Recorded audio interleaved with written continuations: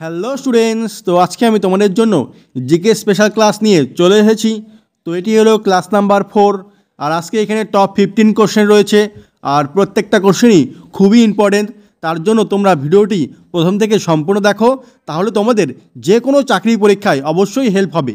তো আমি পার্থ পণ্ডিত, আর তোমরা দেখছো তোমাদের প্রিয় চ্যানেল এডুকেশনাল সলিউশন। তো শুরু করছি, দেখতে থাকো। তো দেখো কোশ্চেন নাম্বার 1, নিম্নলিখিত কোন নদীটি পশ্চিমবঙ্গ ও আসামকে পৃথক করেছে? কোন নদীটি পশ্চিমবঙ্গ ও আসামকে পৃথক করেছে? এ কালজানি, বি রায়ডাক, সি চের, না ডি সংকোষ? তো কোনটা উত্তর হবে এখানে? এ বি সি না ডি? তোমরা জেনে থাকলে অবশ্যই কমেন্টে বলো। তো এখানে বলেছে পশ্চিমবঙ্গ ও আসামকে কোন নদী পৃথক করেছে। তো এটার সঠিক উত্তরটি হবে option number D, Sankosh. Sankosh নদী পশ্চিমবঙ্গ আর আসামকে পৃথক করেছে। তো এটার উত্তর হবে অপশন নাম্বার ডি। তারপরে নেক্সট 2 নাম্বার কোশ্চেন দেখো, Indian national army INA, Indian national আর্মির প্রথম কমান্ডার কে ছিলেন? প্রথম কমান্ডার কে ছিলেন? এ মোহন সিং, বি রাসবিহারী বসু, সি নিরঞ্জন সিং গিল, না ডি সুভাষচন্দ্র বসু? তো কোনটা উত্তর হবে এখানে? এ বি সি না ডি? তোমরা জেনে থাকলে অবশ্যই কমেন্টে বলো। তো এখানে বলেছে INA, ইন্ডিয়ান ন্যাশনাল আর্মির প্রথম কমান্ডার কে ছিলেন? প্রথম বলেছে কিন্তু, প্রথম কমান্ডার। তো এটার সঠিক উত্তরটি হবে অপশন নাম্বার এ, মোহন সিং। মোহন সিং ছিলেন এই ইন্ডিয়ান ন্যাশনাল আর্মির প্রথম কমান্ডার। তো এটার উত্তর হবে অপশন নাম্বার এ। আর এই ইন্ডিয়ান ন্যাশনাল আর্মি INA এটি প্রতিষ্ঠা হয়েছিল কবে, মানে প্রতিষ্ঠা হয়েছিল কত সালে? এটা হবে হলো 1942 সালে। 1942 সালে এটি প্রতিষ্ঠা হয়েছিল, প্রতিষ্ঠা করা হয়েছিল এই INA। তো এটা মনে রাখবে, পরীক্ষা আসতেই পারে যে ইন্ডিয়ান ন্যাশনাল আর্মি কবে প্রতিষ্ঠা করা হয়েছিল? 1942 খ্রিস্টাব্দে। 1942 খ্রিস্টাব্দে। তারপরে দেখো নেক্সট 3 নাম্বার কোশ্চেন, ভারতীয় সংবিধানে উল্লিখিত বিচার বিভাগীয় পর্যালোচনার ধারণা নেওয়া হয়েছে কোন দেশের সংবিধান থেকে? তো কোন দেশের সংবিধান থেকে এটি নেওয়া হয়েছে? A Canada, B England, C Australia, না ডি আমেরিকা? তো কোনটা উত্তর হবে এখানে? এ বি সি না ডি? তোমরা জেনে থাকলে অবশ্যই কমেন্টে বলো। তো এখানে বলেছে বিচার বিভাগীয় পর্যালোচনার ধারণা। বিচার বিভাগীয় পর্যালোচনার ধারণা নেওয়া হয়েছে অপশন নাম্বার ডি, আমেরিকার দেশের সংবিধান থেকে। আমেরিকা থেকে নেওয়া হয়েছে। এই আমেরিকা থেকে আরেকটি জিনিস নেওয়া হয়েছে, সেটি হলো মৌলিক অধিকার। মৌলিক অধিকার বিষয়টি এই আমেরিকা থেকেই নেওয়া হয়েছে সংবিধানে। তো এটার উত্তর হবে অপশন নাম্বার ডি। তারপরে দেখো নেক্সট 4 নাম্বার কোশ্চেন, BMD পরীক্ষা কোন রোগ নির্ণয়ের জন্য ব্যবহৃত হয়? কোন রোগ নির্ণয়ের জন্য BMD এই পরীক্ষাটি ব্যবহার করা হয়? A malaria, B dengue, C AIDS, না ডি অস্টিওপোরোসিস? তো কোনটা উত্তর হবে এখানে? এ বি সি না ডি? তোমরা জেনে থাকলে অবশ্যই কমেন্টে বলো। তো এখানে বলেছে BMD। BMDর ফুল ফর্ম কি? বোন মিনারেলস ডেনসিটি। বোন মিনারেলস ডেনসিটি, এটি হলো BMD এর ফুল ফর্ম। আর এটি ব্যবহৃত হয় অপশন নাম্বার ডি, অস্টিওপোরোসিস। অস্টিওপোরোসিসের রোগের জন্য এই BMD পরীক্ষাটি ব্যবহার করা হয়। এইখানে হলো অস্থিটা নষ্ট হয়ে যায়, মানে খারাপ হয়ে যায়, এটি পরীক্ষা করা হয়। BMD, বোন মিনারেলস ডেনসিটি।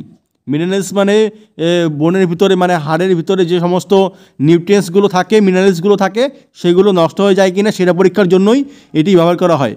আর এটির রোগটি হলো অপশন নাম্বার ডি, অস্টিওপোরোসিস। তারপরে দেখো নেক্সট 5 নাম্বার কোশ্চেন, ভারত ছাড়ো আন্দোলনের সময় বোম্বাইয়ে বেআইনি বেতার সম্প্রচার চালাতেন কে? কে চালাতেন এই বেতার সম্প্রচার বেআইনিভাবে? এ উষা মেহতা, বি সরোজিনী নাইডু, সি উমা দেশাই, না ডি অ্যানি বেসান্ট? তো কোনটা উত্তর হবে এখানে? এ বি সি না ডি? তোমরা জেনে থাকলে অবশ্যই কমেন্টে বলো। তো এখানে বলেছে ভারত ছাড়ো আন্দোলনের সময় বোম্বাইয়ে বেআইনি বেতার সম্প্রচার চালাতেন, মানে অনুমতি ছিল না বেতার চালানোর, কিন্তু বেআইনিভাবে তিনি বেতার সম্প্রচার চালাতেন। তো এটার সঠিক উত্তরটি কোনটা হবে? তো এটার সঠিক উত্তরটি হবে অপশন নাম্বার এ, উষা মেহতা। উষা মেহতা এই বেতার সম্প্রচার চালাতেন। আর মনে রাখবে এই ভারত ছাড়ো আন্দোলনটি শুরু হয়েছিল 1942 সালে। 1942 সালে 9 আগস্ট 1942 সালে 9 আগস্ট এই ভারত ছাড়ো আন্দোলনটি শুরু হয়েছিল, এটাও মনে রাখবে অবশ্যই। তারপরে দেখো নেক্সট 6 নম্বর কোশ্চেন, তিতুমুরের আসল নাম কি ছিল? তিতুমুরের আসল নাম কি ছিল?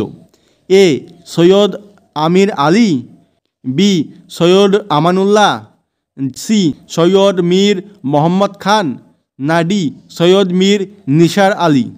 তো কোনটা উত্তর হবে এখানে? এ বি সি না ডি?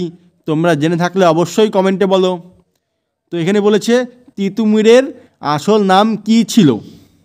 তো এটার সঠিক উত্তরটি হবে option number D, Syed Mir Nisar Ali. Syed Mir Nisar Ali ছিলেন এই তিতুমীরের আসল নাম। আর তিনি কিন্তু বাঁশের কেল্লা নির্মাণের জন্য বিখ্যাত হয়েছিলেন। বাঁশের কেল্লা, এটা মনে রাখবে। তো এটার উত্তর হবে অপশন নাম্বার ডি। তারপরে দেখো নেক্সট 7 নম্বর কোশ্চেন, ভারতের রাজনৈতিক ক্ষমতার মূল উৎস কী? রাজনৈতিক ক্ষমতার মূল উৎস হলো কোনটি? এ সংসদ, বি জনগণ, সি সংবিধান, না ডি সংসদ ও রাজ্য বিধানসভা। তো কোনটা সঠিক উত্তরটি হবে? এ বি সি না ডি? তোমরা জেনে থাকলে অবশ্যই কমেন্টে বলো। তো এটার সঠিক উত্তরটি হবে অপশন নাম্বার বি, জনগণ। এই জনগণই ছিল এই রাজনৈতিক ক্ষমতার মূল উৎস, কারণ জনগণই ভোট দিয়ে রাজনৈতিক ক্ষমতা কার হবে সেটি নির্ণয় করে। তো ভারতের রাজনৈতিক ক্ষমতার মূল উৎস হলো অপশন নাম্বার বি, জনগণ। তারপরে দেখো নেক্সট 8 নম্বর কোশ্চেন, আর এটি হলো কোশ্চেন অফ দ্য ডে। থাম্বনেলে দেওয়া ছিল, তোমরা পারো কিনা দেখো। এখানে বলেছে অর্থ বিল চূড়ান্তভাবে নির্ধারণ করেন কে? কে নির্ধারণ করেন এই অর্থ বিল? এ স্পিকার, বি রাষ্ট্রপতি, সি প্রধানমন্ত্রী, না ডি বিরোধী দলনেতা। তো সঠিক উত্তরটি কোনটা হবে? এ বি সি না ডি? তোমরা জেনে থাকলে অবশ্যই কমেন্টে বলো। তো এখানে বলেছে অর্থ বিল চূড়ান্তভাবে নির্ধারণ করেন কে? তো এটার সঠিক উত্তরটি হবে অপশন নাম্বার এ, স্পিকার। স্পিকার হলো এই অর্থ বিল চূড়ান্তভাবে নির্ধারণ করেন। তো এটার উত্তরটি হবে অপশন নাম্বার এ। আর এটা মনে রাখবে যে অর্থ বিল মানে মানি বিল সংবিধানের কততম ধারায় আছে?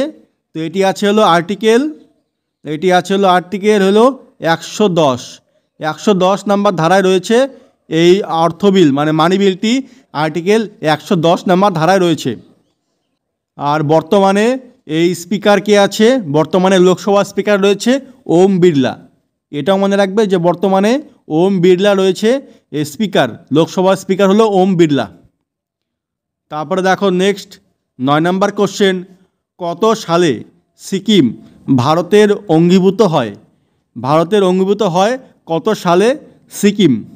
এ 1975 সালে, বি 1978 সালে, সি 1985 সালে, না ডি 1990 সালে।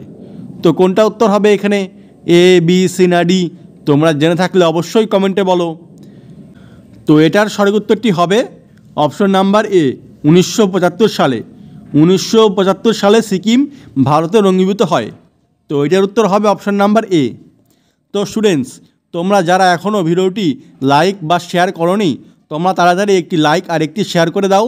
আর যারা চ্যানেলে নতুন রয়েছো তারা অবশ্যই চ্যানেলটি সাবস্ক্রাইব করে পাশে থাকা বেল বাটনটি অন করে দাও এরকম আরও ভিডিও পাওয়ার জন্য। তারপরে দেখো নেক্সট 10 নম্বর কোশ্চেন, বাংলার বিপ্লবীরা গ্রেট ব্রিটেনের কোন বৈপ্লবিক ধারার দ্বারা অনুপ্রাণিত হয়েছিলেন? কোন বৈপ্লবিক ধারার দ্বারা অনুপ্রাণিত হয়েছিলেন? A Wales, B Scottish, C Irish, না ডি কোনোটিই নয়। তো কোনটা উত্তর হবে এখানে? এ বি সি না ডি? তোমরা জেনে থাকলে অবশ্যই কমেন্টে বলো। তো এটার সঠিক উত্তরটি হবে option number C, Irish. Irish হবে এটার উত্তর। আর এটি হলো আয়ারল্যান্ড। আয়ারল্যান্ড থেকে গৃহীত করা হয়েছে, তার জন্য আইরিশ হবে। তো এটার উত্তর হবে অপশান নাম্বার সি। তারপরে নেক্সট 11 নম্বর কোশ্চেন দেখো, মানব শরীরের কোন অঙ্গে লিম্ফোসাইট কোষ গঠিত হয়? লিম্ফোসাইট কোষ গঠিত হয় মানব শরীরের কোন অঙ্গে? এ অগ্নাশয়, বি যকৃৎ, সি প্লীহা, না ডি অস্থিমজ্জা। তো কোনটা উত্তর হবে এখানে? এ, বি, সি না ডি? তোমরা জেনে থাকলে অবশ্যই কমেন্টে বলো। তো লিম্ফোসাইট কোষ কোন অঙ্গে গঠিত হয় মানব শরীরের? তো এটার উত্তর হবে অপশন নাম্বার ডি, অস্থিমজ্জা। অস্থিমজ্জাতে এই লিম্ফোসাইট কোষ গঠিত হয়। আর এই লিম্ফোসাইট কোষটি হলো রক্তের মধ্যে থাকে, আর রক্তের মধ্যে শ্বেত রক্তকণিকার মধ্যে এই লিম্ফোসাইট কণিকাটি থাকে। মানে এই লিম্ফোসাইট কোষটি থাকে শ্বেত রক্তকণিকা, WBC, শ্বেত রক্তকণিকার মধ্যে এই লিম্ফোসাইট কোষটি গঠিত হয়। তারপরে দেখো নেক্সট 12 নম্বর কোশ্চেন, বায়ুমণ্ডলের শীতলতম স্থান কোনটি? এ স্ট্রাটোপজ, বি মেসোপজ, সি এরোপজ, না ডি ট্রোপোপজ। তো কোনটা উত্তর হবে এখানে? এ, বি, সি না ডি? তোমরা জেনে থাকলে অবশ্যই কমেন্টে বলো। তো এখানে বলেছে বায়ুমণ্ডলের শীতলতম স্থান কোনটি হবে? তো এটার সঠিক উত্তরটি হবে option number B, mesopause. Mesopause হলো বায়ুমণ্ডলের শীতলতম স্থান। আর যদি বলে শীতলতম স্তর কোনটি বায়ুমণ্ডলের মধ্যে স্তর, তাহলে হবে কিন্তু মেসোস্ফিয়ার। মেসোস্ফিয়ার হলো শীতলতম স্তর। আর যদি বলে উষ্ণতম স্তর, তাহলে হয়ে যাবে কিন্তু থার্মোস্ফিয়ার। থার্মোস্ফিয়ার হলো উষ্ণতম স্তর। তো এটাও মনে রাখবে যে শীতলতম স্তর হলো মেসোস্ফিয়ার, আর উষ্ণতম স্তর হলো থার্মোস্ফিয়ার। তারপরে দেখো নেক্সট 13 নম্বর কোশ্চেন, দাদাভাই নৌরোজি ব্রিটিশ পার্লামেন্টের হাউস অব কমন্সে কোন দলের সদস্য হয়ে নির্বাচিত হয়েছিলেন? কোন দলের সদস্য হয়ে নির্বাচন হয়েছিলেন এই দাদাভাই নৌরোজি? এ শ্রমিক দল, বি রক্ষণশীল দল, সি উদারনৈতিক দল, না ডি শ্রমিক উদারনৈতিক যৌথ দল। তো কোনটা উত্তর হবে এখানে? এ, বি, সি না ডি? তোমরা জেনে থাকলে অবশ্যই কমেন্টে বলো। তো এখানে বলেছে দাদাভাই নৌরোজি ব্রিটিশ পার্লামেন্টের হাউস অব কমন্সে কোন দলের সদস্য হয়ে নির্বাচিত হয়েছিলেন? তো এটার সঠিক উত্তরটি হবে অপশন নাম্বার সি, উদারনৈতিক দল। উদারনৈতিক দলের সদস্য হয়ে নির্বাচিত হয়েছিলেন। তো এটার উত্তরটি হবে অপশন নাম্বার সি। তারপরে দেখো নেক্সট 14 নম্বর কোশ্চেন, প্রথম ভারতীয় মহিলা যিনি পরপর দুটি ব্যক্তিগত অলিম্পিক পদক জিতেছেন। পরপর দুটি ব্যক্তিগত অলিম্পিক পদক জিতেছেন কোন মহিলা? এ দ্যুতি চাঁদ, বি মেরি কম, সি পিভি সিন্ধু, না ডি কমলপ্রীত কৌর। তো কোনটা উত্তর হবে এখানে? এ, বি, সি না ডি? তোমরা জেনে থাকলে অবশ্যই কমেন্টে বলো। তো এটার সঠিক উত্তরটি হবে অপশন নাম্বার সি, পিভি সিন্ধু। পিভি সিন্ধু ভারতীয় মহিলা প্রথম যিনি পরপর দুটি ব্যক্তিগত অলিম্পিক পদক জিতেছেন। একটি হলো 2016 সালে, 2016 সালে জিতেছেন হলো সিলভার মেডেল জিতেছিলেন 2016 সালে। আরেকটি হলো 2020 সালে। 2020 সালে যেটা হয়েছিল হলো 2021 সালে। 2021 সালে হয়েছিল, সেখানে তিনি ব্রোঞ্জ পেয়েছিলেন। ব্রোঞ্জ পেয়েছিলেন। এটাও মনে রাখবে যে একটি হলো 2016 সালে সিলভার মেডেল পেয়েছিলেন, আরেকটি হলো 2020 সালে, সেটা 2021 সালে হয়েছিল, সেখানে তিনি ব্রোঞ্জ পদক জিতেছিলেন। তো এই দুটি পদক পরপর দুবার তিনি জিতেছিলেন অলিম্পিকের ক্ষেত্রে। তো এটার উত্তরটি হবে অপশন নাম্বার সি। তারপরে নেক্সট 15 নম্বর কোশ্চেন, আর আজকে লাস্ট কোশ্চেন এটি, কার নেতৃত্বে পাইক বিদ্রোহের সূচনা হয়? পাইক বিদ্রোহের সূচনা হয় কার নেতৃত্বে? এ বিদ্যাধর মহাপাত্র, বি জগন্নাথ সিং, সি চাঁদ খা, না ডি মীর নিসার আলী। তো কোনটা উত্তর হবে এখানে? এ, বি, সি না ডি? তোমরা জেনে থাকলে অবশ্যই কমেন্টে বলো। তো এখানে বলেছে পাইক বিদ্রোহের সূচনা হয় কার নেতৃত্বে। তো আগে জানি যে পাইক বিদ্রোহটা কবে হয়েছিল, কত সালে হয়েছিল পাইক বিদ্রোহ। পাইক বিদ্রোহ হয়েছিল হলো 1817 সালে। 1817 সালে পাইক বিদ্রোহ হয়েছিল উড়িষ্যাতে এর সূচনা হয়েছিল 1817 সালে। আর এটি নেতৃত্ব দিয়েছিলেন option number A Bidyadhar Mohapatra. Bidyadhar Mohapatra এই পাইক বিদ্রোহের নেতৃত্ব দিয়েছিলেন। তো এটার উত্তরটি হবে অপশন নাম্বার এ। তো এই ছিল টোটাল 15টি কোশ্চেনগুলি কেমন ছিল অবশ্যই জানাবে। আর ভিডিওটি ভালো লাগলে অবশ্যই একটি লাইক আর একটি শেয়ার করে দেবে। আর যারা এখনও চ্যানেলটি সাবস্ক্রাইব করোনি তারা অবশ্যই চ্যানেলটি সাবস্ক্রাইব করে পাশে থাকা বেল বাটনটি অন করে দাও এরকম আরও ভিডিও পাওয়ার জন্য। তো আজকের মতো এখানেই রাখছি, আবার দেখা হবে পরবর্তী ভিডিওতে। বাই।